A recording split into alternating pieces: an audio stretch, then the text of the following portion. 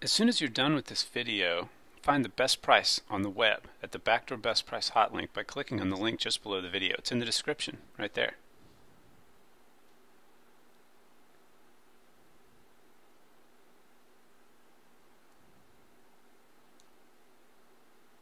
Hey everyone. Today I've got a meta review, really an overview of the Gibson Les Paul Studio. It's a great guitar and users have had a lot of good things to say about it. So let's get started. First I wanted to point out one of the unique features of this thing, and the reason it's a really great guitar. This is a classic, absolutely classic design. The Les Paul, you'll recognize that right off the bat.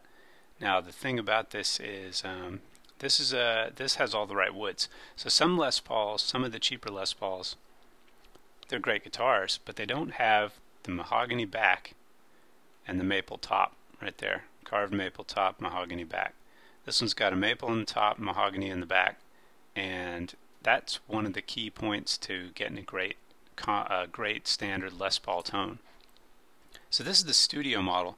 It's cheaper than the standard, and the standard I would say is a little, quote, classier and classic, a little more classic, but from far away you can't tell very well.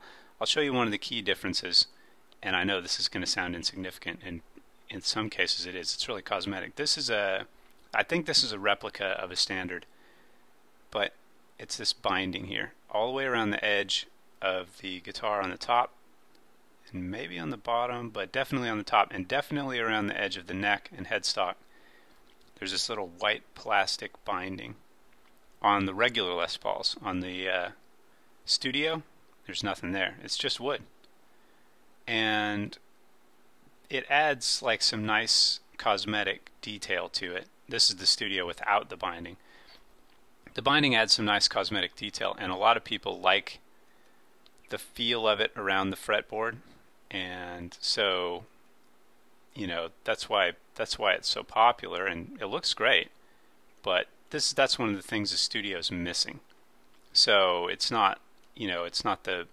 doesn't have all the cosmetic features of the higher end Les Pauls. There's several finishes. I've got links to them all. There's some really nice pickups. Gibson 490 R&T. I've played these. I've played a Studio. I've had one for a while, and it's a fantastic guitar. And let's see, mahogany back and maple top. I already mentioned that. They chamber them these days because they were getting so heavy. If Gibson chose to spend way more money on the mahogany that they were buying, they could probably get some and choose the lighter weight stuff, but they make so many guitars, they've chosen to just drill out chambers in the mahogany so that it weighs less. And people have mixed opinions on that.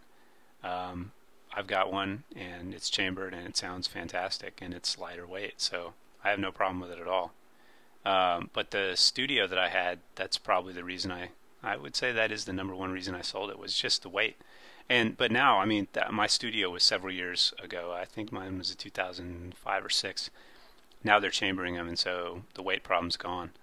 They're really good weight now. Nice fingerboard, lightweight. Okay.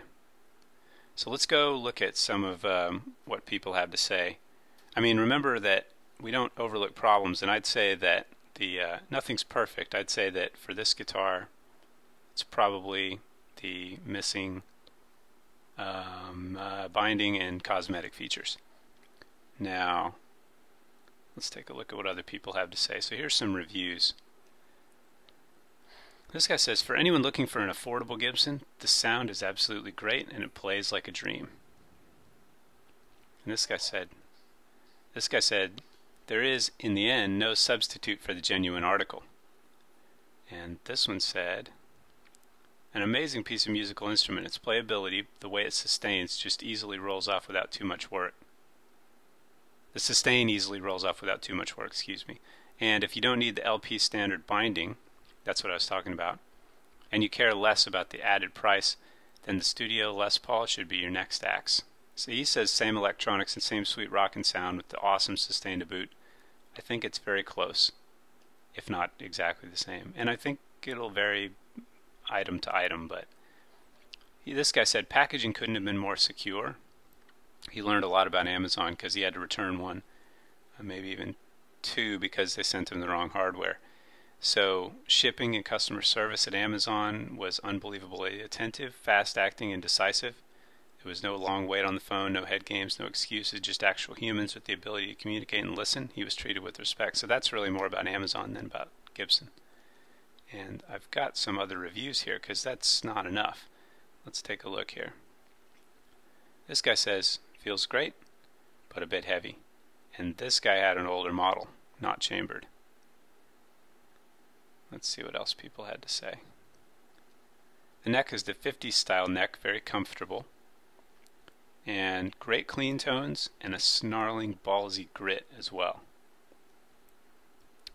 And finally, with the professional setup, this guy got a professional setup. I'd recommend doing that too. It should be 30 or 40 bucks. This guitar actually blows away any other guitar I own. I also owned a Fender American Strat, an Epiphone Dot, and a Fender Baja Telecaster. No one would sell this guitar in his right mind, and I never will. So basically, people have really good things to say. So if you're on the fence thinking about this guitar, I'd say pull the trigger right now and go for it. I mean, as you've seen, it comes highly recommended. So like I was saying earlier, I've got the best price. Click the link below the video to get the best price. I'd recommend buying it now and getting it over with and spending the rest of the day watching a movie or doing something fun instead of shopping online. You already know it's a great product. You already know you want it. It's beautiful. And you'll be happier having fun, and you aren't going to find a better price anywhere than the one at the backdoor best price Hotlink below. So, go there now.